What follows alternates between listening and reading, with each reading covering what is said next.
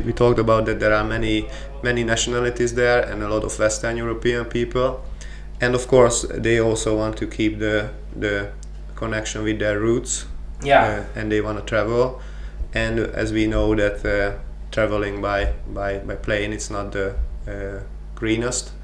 And your new project, the Green Silk Road, to create a green corridor between India and Europe, is pretty much related to that.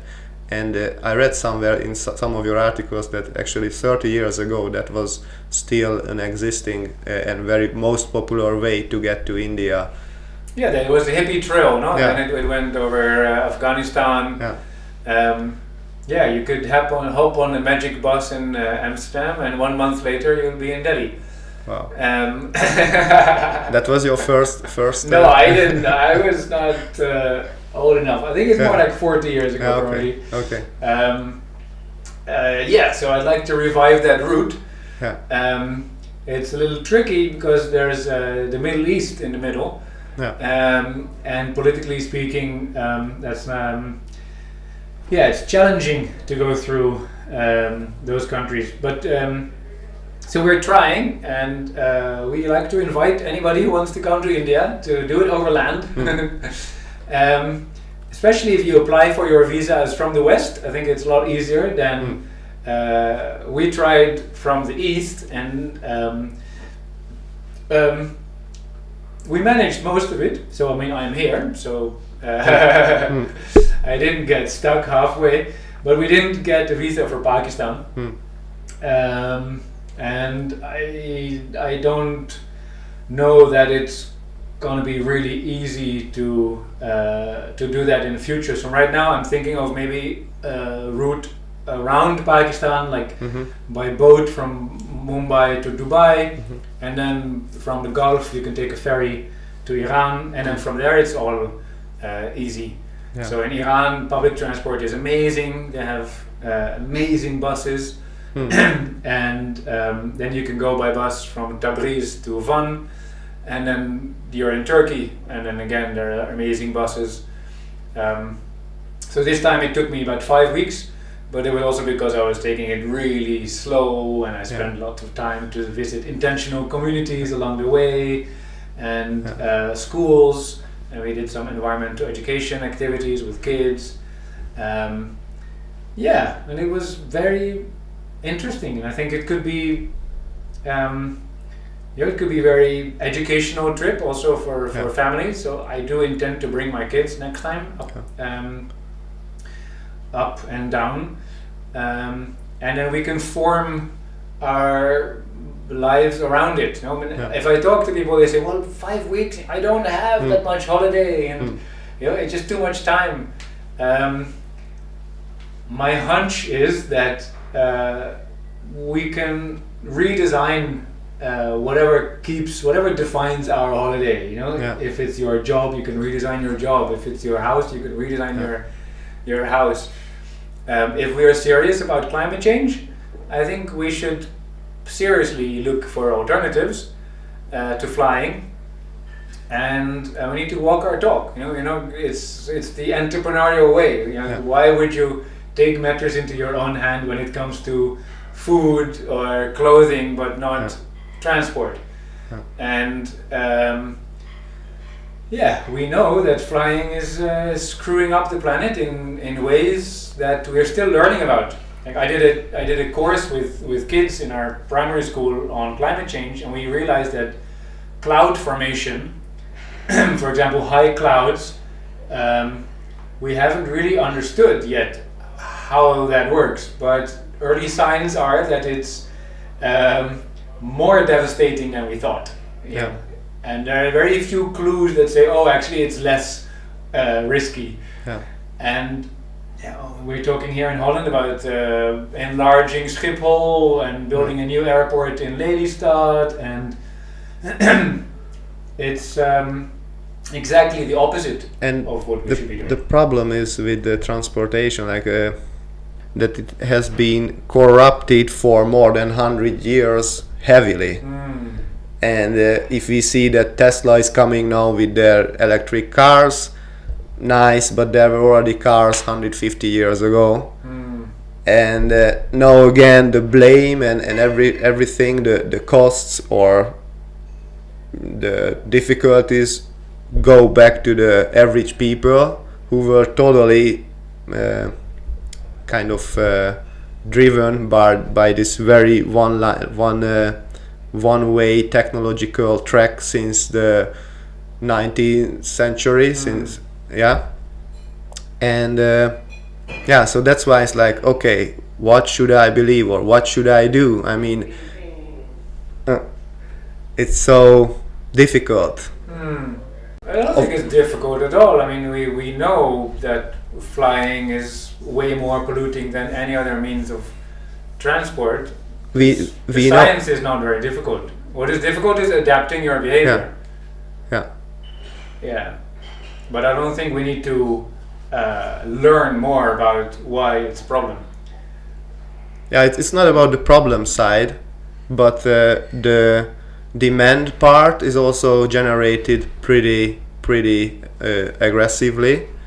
So there are forces, marketing, whatever, traveling. So, for example, my main focus is on food, and I just heard a couple of weeks ago that the vegan community who are conscious in Amsterdam, for example, that they are so unconscious about air miles and stuff.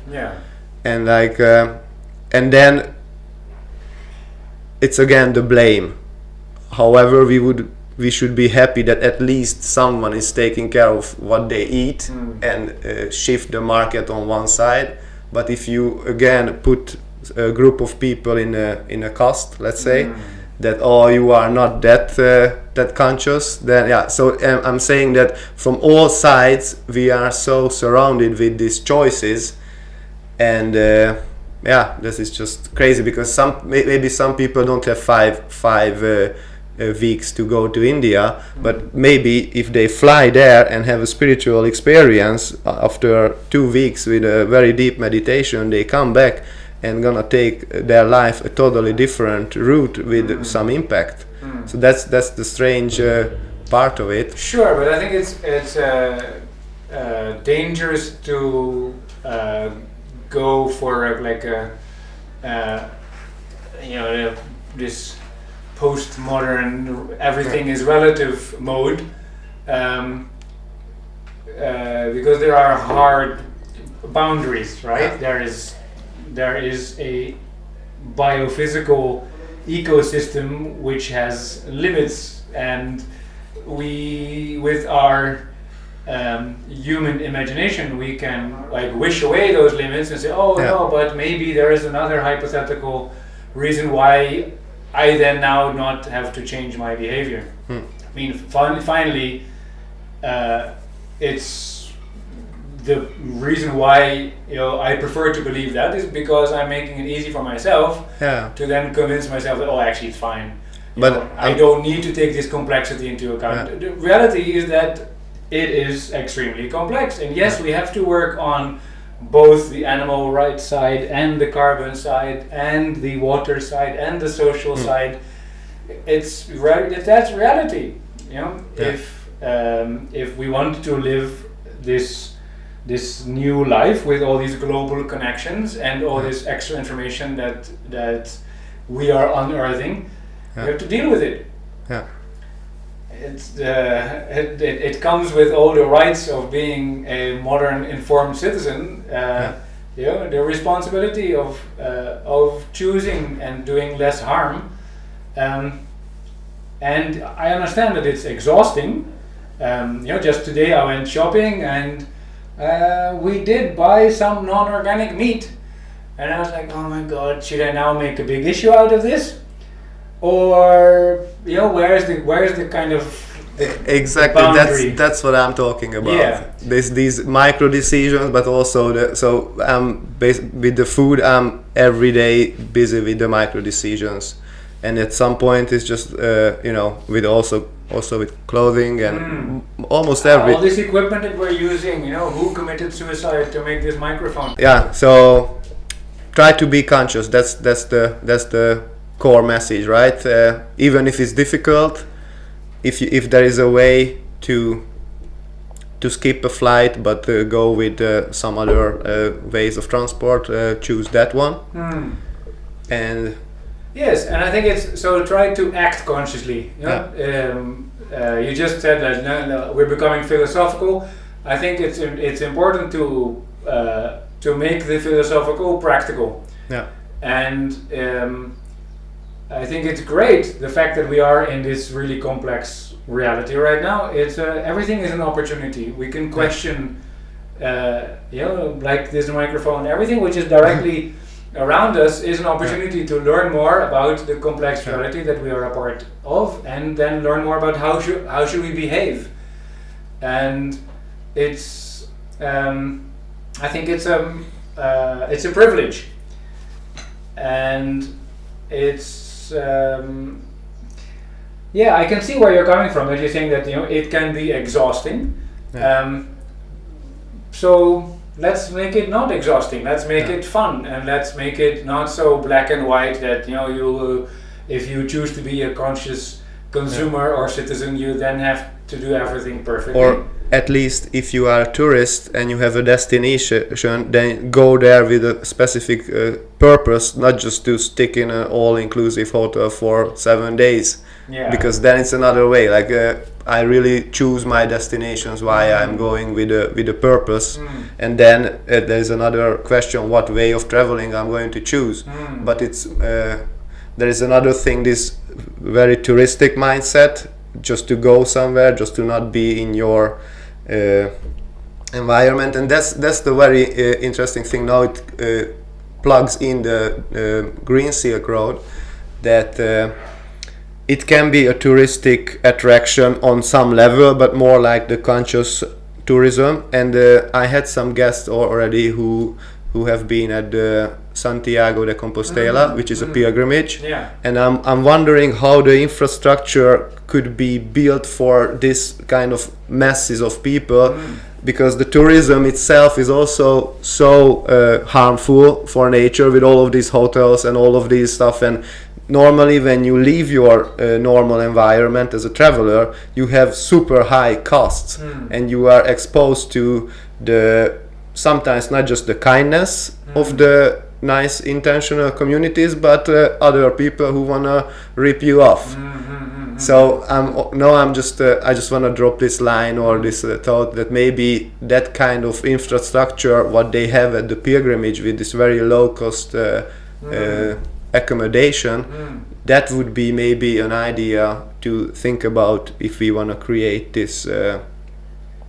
Let's do it. Totally. Yeah. I mean, everybody is welcome to co-create this route.